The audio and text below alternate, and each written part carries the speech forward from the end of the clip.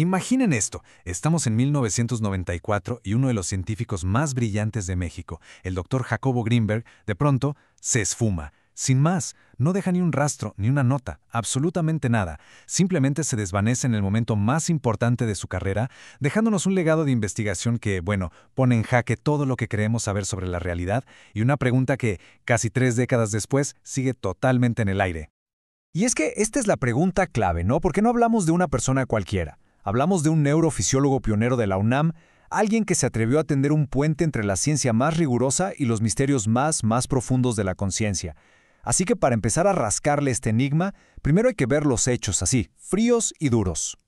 La cronología de los eventos, de verdad, es escalofriante. A ver, el 5 de diciembre le suelta una confesión a su familia que ya te deja pensando. Le tiene miedo a su esposa.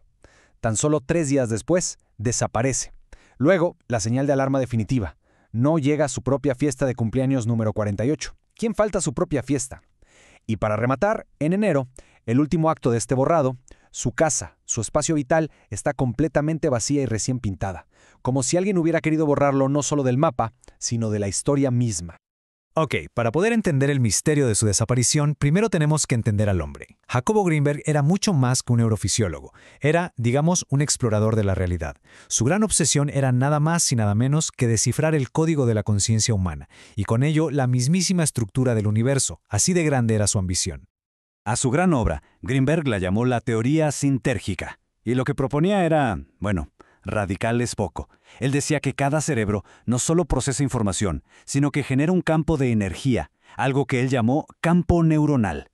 Y este campo, según él, no se queda encerrado en el cráneo, no, interactúa directamente con la red del espacio-tiempo. O sea, en pocas palabras, que todos estaríamos conectados a través de una especie de Internet de la conciencia, un hipercampo que nos une a todos en una sola mente gigante. Una idea que coquetea con la física cuántica y con la espiritualidad, todo al mismo tiempo. Claro, una teoría así de audaz pues necesita una prueba igual de extraordinaria, ¿no? Y aquí es donde la historia se pone, bueno, todavía más extraña. Grinberg estaba convencido de que había encontrado esa prueba con un experimento que hasta el día de hoy sigue siendo fascinante y por supuesto muy controvertido, el experimento del potencial transferido. Y ojo, hay que recalcar esto porque es súper importante. No estamos hablando de experimentos hechos en un garaje. Todo su trabajo se realizó en los laboratorios de la Universidad Nacional Autónoma de México, la UNAM, con rigor científico y metodología. Y este sello de legitimidad es lo que hace que sus descubrimientos sean, pues, todavía más impactantes. El procedimiento era súper metódico. Primero 2 personas meditaban juntas para crear lo que él llamaba comunicación directa. Luego las separaban en cámaras de Faraday, que son estas jaulas que bloquean cualquier tipo de señal electromagnética. A una de las personas le mostraban destellos de luz y su cerebro, como es de esperarse, generaba una respuesta muy específica. Pero aquí viene lo increíble. El cerebro de la otra persona que estaba aislada en otra habitación, sin ningún estímulo, replicaba exactamente la misma reacción en el mismo instante. Para esto, simple y sencillamente, no había una explicación convencional. Y esta frase de Grinberg lo resume todo de una forma brillante. Para él la prueba era clara, no había duda. Nuestras mentes no están encerradas en nuestros cerebros. La conciencia se extiende mucho más allá, interactuando con otras mentes en un nivel que la ciencia apenas empezaba a imaginar.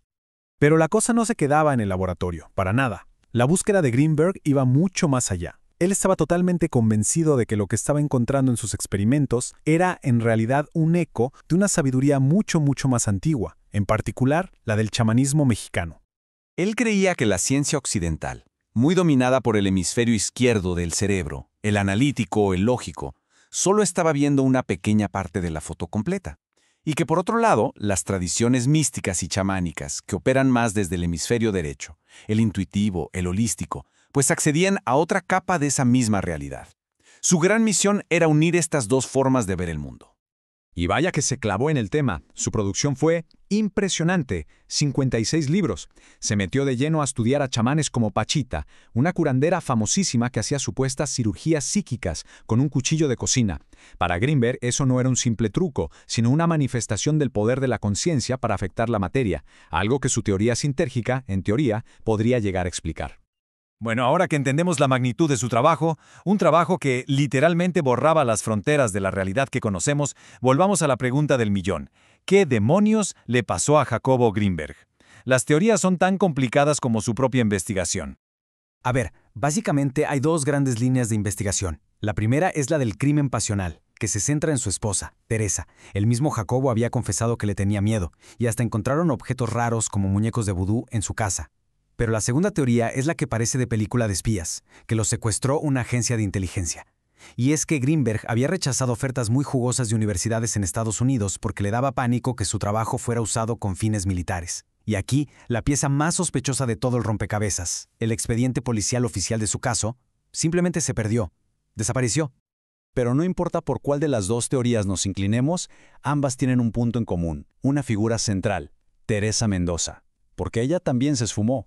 ¿Fue una esposa celosa que cometió un crimen y huyó? ¿O fue cómplice, o quizás otra víctima, de un secuestro de alto nivel para robarle el conocimiento a su esposo?